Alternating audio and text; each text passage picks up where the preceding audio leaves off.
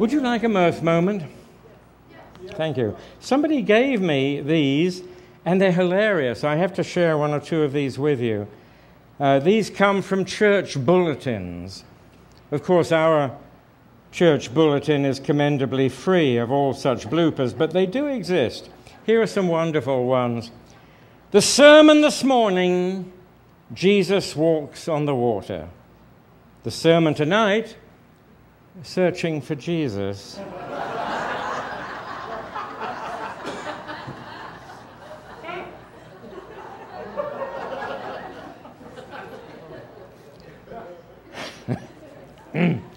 Miss Charlene Mason sang the hymn, "I Will Not Pass This Way Again," giving obvious pleasure to the congregation.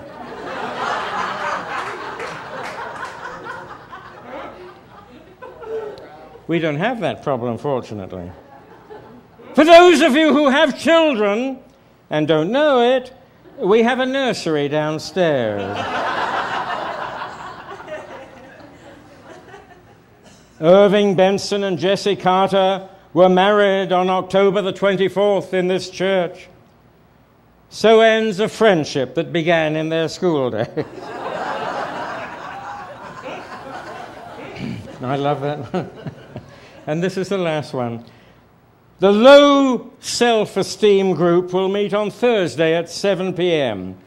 Please be sure to use the back door.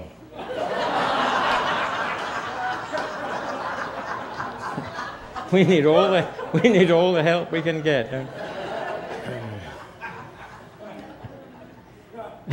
Sorry about that. They were so good I had to share them. Just a week or two ago, I remember that we looked at the importance of standing back from our lives, finding those moments of peace and retrospection that are essential in a well-balanced spiritual life. Now, this week I want to talk more about the involvement that we need to assume in our day-to-day lives and the impact that that has on our spiritual growth. But first I want to tell you a story that dates back quite a while to when I was part of the team, the ministerial team that used to visit the Kansas State Penitentiary. A very grim place, I can assure you. One of the grimmest places that you can imagine. We used to drive down there as a chaplaincy group from Unity headquarters, which are really a few miles from Kansas City, all the way down into Kansas to reach the Leavenworth, it was called and still is, the Leavenworth Penitentiary. And I can't tell you the sense of discouragement and despair I always had when I drove through the gates of that place. It seemed to be a place of utter abandonment, which, of course, in one sense, it was. The penitentiary was designed to punish rather than to reform, one imagines, at least, and in those days that was certainly the case. All the people in there, and they were all men, all the people in there were there pretty much for life. They had no possibility of getting out. And their lives were regulated to the most extraordinary and extreme degree, to a degree that most of us can't imagine. We may say, well, serves them right. Well, I'm not going to get into that aspect of the situation. But their condition was one of virtual hopelessness in many ways. And I remember that we used to visit one prisoner in particular. I guess he was a lifer. They pretty much all were. And when we went into his cell to visit with him briefly, I was always powerfully impressed by the fact that his cell was neater and cleaner in every way than everyone else's.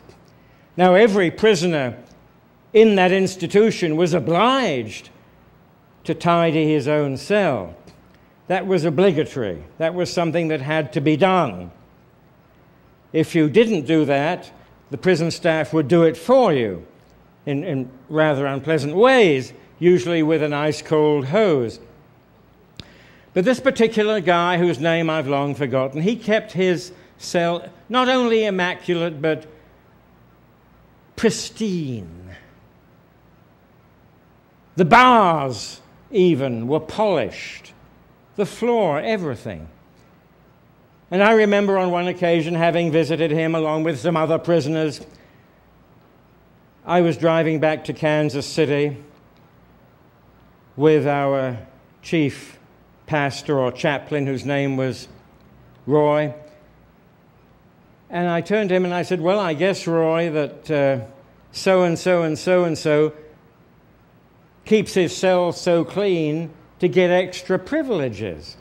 I mean, it's a believable thought, isn't it, after all? And Roy turned to me and he said, no, he does it because he chooses to do it. And in choosing, he regains his dignity as a human being. And then he said, read Matthew 5:41. I didn't know what Matthew 5:41 said offhand, so I turned when I got home to the Bible, and this is what it says. Jesus is speaking. He's saying, if a man in authority makes you go 1 mile, go with him 2. There's a story behind this which lies really in history, which gives me an opportunity to be an historian. How I love these moments. Careful? How careful should I? I must. Historians do get carried away from time to time, literally carried away. No fear of that. There is an interesting story behind this. Jesus lived in the Palestine of his day, which was occupied by Roman forces. The Romans were not kind occupiers. They ran their occupied countries with a rod of iron. They had the rights of an occupying force, and they imposed martial law on those whom they governed. When their soldiers were on the march, which they frequently were, they would pass through a village, and they would then compel the inhabitants of that village to carry their packs for 1 mile, was a Roman mile, roughly 1 mile as we understand it, 1 mile beyond that village, its precincts. Now the pack was pretty heavy, probably about 60 pounds in our weight measurement. Roman soldiers usually marched for about 5 or 6 miles without a break. And Roman soldiers were chosen from provinces in the Roman Empire that were not related to the provinces in which they served. In fact, most of the Roman soldiers in the Palestine of Jesus' day came from the Iberian Peninsula, way off at the other end of the Mediterranean, in Spain or Portugal, Lusitania. And they would have no sympathy with the people whom they were governing. So they would say, carry the pack for 1 mile. This was obligatory. Men, women, and children, if necessary, would do this. You remember Simon of Cyrenaica, who was compelled to carry Jesus' cross to his site of crucifixion at Golgotha? He was compelled to do that. Romans could do pretty much anything. One of the irritations of the American colonists in their fight for independence was that the British soldiers who were in the mainland colonies could do just about anything they wanted to make their lives easier. They could be billeted, they could be fed, and they could also have people provide transport for their baggage. So the situation wasn't that different. So Jesus is talking to people who understand this compulsion, for such it was. They understand this very clearly. And he has the temerity to say, when a man in authority, when a Roman centurion, which is almost certainly what he had in mind. When a man in authority tells you to carry a burden a mile, this is your obligation under what amounts to martial law. Carry it too. Is he nuts? Why does he say this? Carry it another mile voluntarily. In that heat, we all know, because we watch the television news, we all know what the heat in that part of the world is. 100 degrees and plus, not uncommon. Why would you do this? Why would you do this? What would impel? Jesus, and this is an anachronism, and I apologize for it, meaning out of time. Jesus was a master psychologist. He knew that when a disagreeable function is performed by us, and we are obliged to perform it, we become angry, resentful, embittered. But if we are given back our dignity, and where does dignity come from? Where does dignity originate? Through choice. If I choose to carry the burden another mile, that's a different matter. I'm given back my dignity. I may lug that 60-pound pack for a mile because I damn well have to. But I can carry it another mile because I freely choose to do so. What a liberating notion that is. How astounding that realization is. We in our own lives have so many obligations and responsibilities that we must perform and fulfill. But if we do more than is required, if by choice we elect to do more than is demanded, suddenly guess what? We're in control again. We're in control. Our dignity is restored. So the man in the cell, in that prison, he had to clean his cell. It was obligatory. There were punishments for not doing so, even as the Romans would certainly punish any villager who didn't comply with that prescription of martial law. But this man in the cell did what he had to do, and then, because he decided of his own volition, he polished the floor. He polished the bars. You will say, a futile exercise. No, because it gave him back his dignity. He had the power of choice. And Jesus saw beyond even this benefit of going the extra mile. He saw clearly that the extra mile, going it, gives us an edge in our own lives. Those who habitually do more than is required may expect to receive greater rewards from life. That's the way life tends to work. Bill Clinton, not the world's most popular president. You may love him or loathe him. He's a member of my college in Oxford because he went there for a year. I wasn't aware of his presence at all. I wasn't there at the time.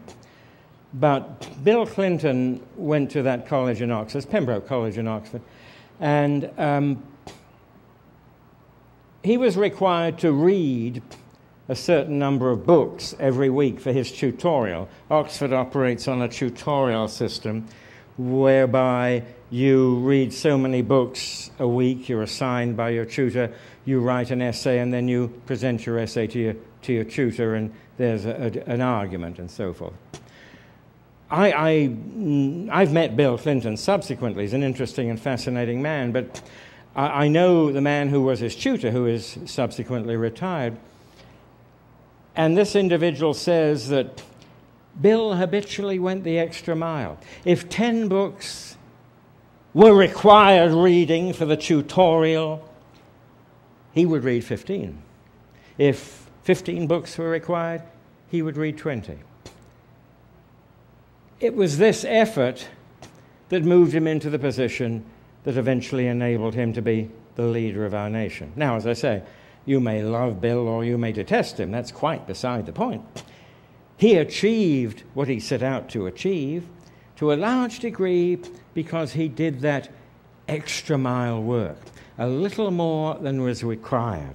Now, you may say, well, is this a guaranteed formula for success? I don't know. I don't know. I've always myself tried to practice the extra mile doctrine. My dad taught it to me. My dad was a remarkable man. He was a self-taught electrical engineer who joined RCA, Radio Corporation of America, became involved in radar development in the Second War. He was even involved in what they called wireless telegraphy in the First World War. He managed to raise himself to that degree because he habitually did more than was required of him. But he always used to say to me, never leave a person's presence unless you have tried to enrich their lives a little more by the encounter. What an extraordinary thing for a man who left school at the age of 12, what an extraordinary thing for a man of that nature to pass on to his son. Try to do that little bit more. It need only be a smile, a handshake, a pat on the back. It can be so trivial that it's barely noticed. But if it's more than is required, we are somehow fulfilling the impulse of life within us, which drives us on to express more and more of itself. We don't have to make heroic efforts, but just a simple additional act that is not required not only gives us back our human dignity, if that is necessary, but also promotes the activity of spirit within us, so that we may share with others from the abundance of our own understanding. I have over many years, many years, counseled with people in relationships. I've been married for 50 years. Thank you very much. Drum roll? No drum roll. 50 years this September. And my wife and I have discovered that it's the little additional actions in the relationship that make it so special and wonderful. I mean, if your partner, male or female, comes home from a busy day and says, gee, I've got to go out and do the shopping now, I've got to go down to the store. And you say, well, that's great, but I'm watching the TV, you know, see you when you get back. But if you say, okay, you rest, I'll go and do it for you. That's going the extra mile. It's not a magnificent gesture. It's not a gesture that's going to shake the universe. It's not a gesture that's going to bring the planets to a halt in their tracks. It is so trivial as to be almost unrecognizable. And yet, those little considerations can mean the world to people. They mean the world to us. They can mean the world to those with whom we live. It doesn't always have to be an heroic effort. We are not always called upon to drag a 60-pound pack an extra mile, although sometimes it may feel like it. It is these little givings of the extra mile that really make our society and the relationships within it function in a more effective and productive, positive, affirmative light. It's part of giving from ourselves. And as I said the other day, there are times to retreat, to draw back into ourselves, to find the cocoon and to shelter within it. But there are also times to move out and to reach out to those around us. to our friends, to our loved ones, to those who are on the same path of life as we. We may not even know them. Somebody we meet in the street or on the bus, we may never see them again.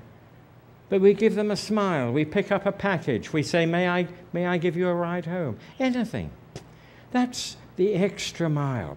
And Jesus knew what a magnificent effect that had, not only upon our psychology, but also upon our spiritual development, because he knew that human beings cannot flourish in this world unless they learn to give to one another, and sometimes to give a little more than is required by the society and by the culture in which they function.